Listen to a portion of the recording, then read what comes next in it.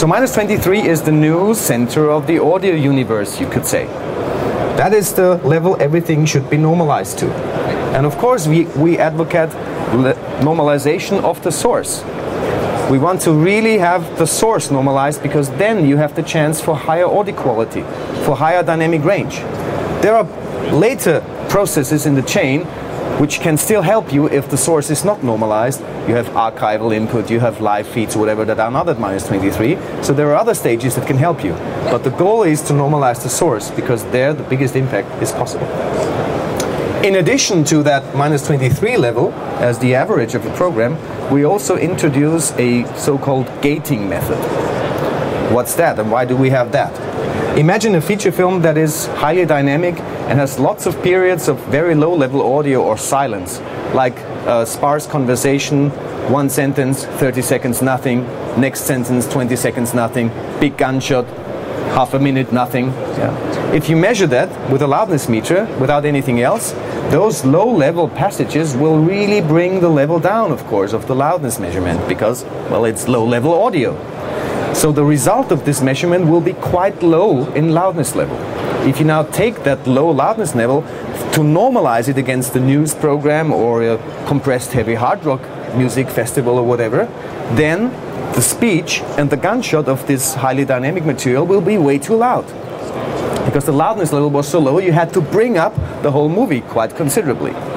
So the matching is not very good. With a gating method, we try to eliminate those periods of silence from the loudness measurement, so that we only measure the so-called foreground sounds. So then the measurement result will be higher than without the gate, and after normalization, the match will be better. That's the reason for the gate. So that is also an integral part of the integrated loudness measure. So the average long-term one has the gate in it. And therefore we chose 23 and not 24, which is already present in other standards, like in the ATSC or in ITU 1864, which defines international program exchange based on loudness. They have all minus 24 in it, but minus 23 with the gate is quite close, or even the same as minus 24 without the gate for a vast majority of programs. So they are even closer than this 1 LU difference might suggest, because we have the gate.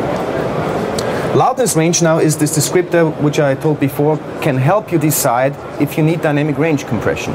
And not only if you need dynamic range compression dependent on different genres, but also of course dynamic range compression dependent on your target audience. If you have a movie theme channel or if you have a news channel, you will need a different maximum loudness range. Or dependent on your distribution platform. If you transmit via satellite, fully digital, you will have another loudness range possible or tolerable than with internet streaming or mobile TV, where you need definitely a smaller loudness range. So now you have the tool to actually decide, do I need dynamic range compression or not? And it's just not educated guesswork. You have a number. And therefore we do not also recommend one specific maximum loudness range, because it is dependent on your application, on the target audience, on the distribution platform. We just say, please use that descriptor to help you decide when you need dynamic range compression. What we actually do define is the maximum true peak level. We do that because we have a clear algorithm to measure true peaks with oversampling true peak meters, which are defined in DS 1770 also. And now you could argue, okay, now that we know the true peaks, we can go to 0 dBFS, no problem.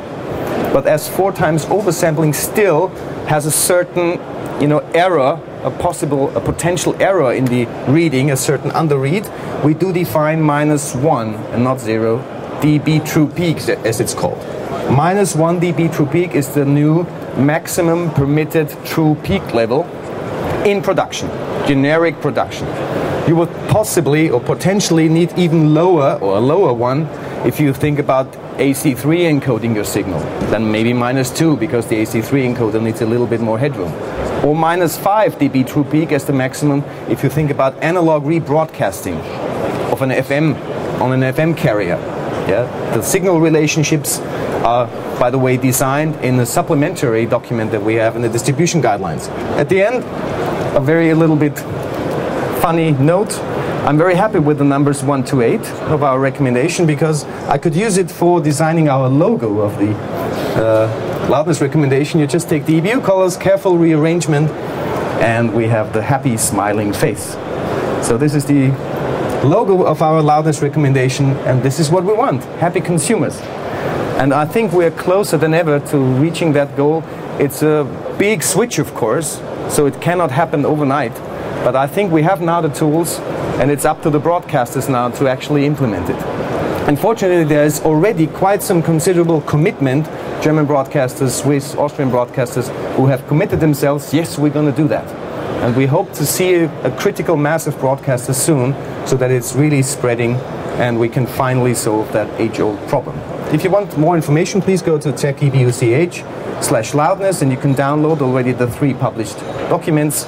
Please have a look at the gear that is on our booth too. We have 19 manufacturers already implementing EBU mode, so there is a lot of encouraging signs that this is really finally taking off. Thank you.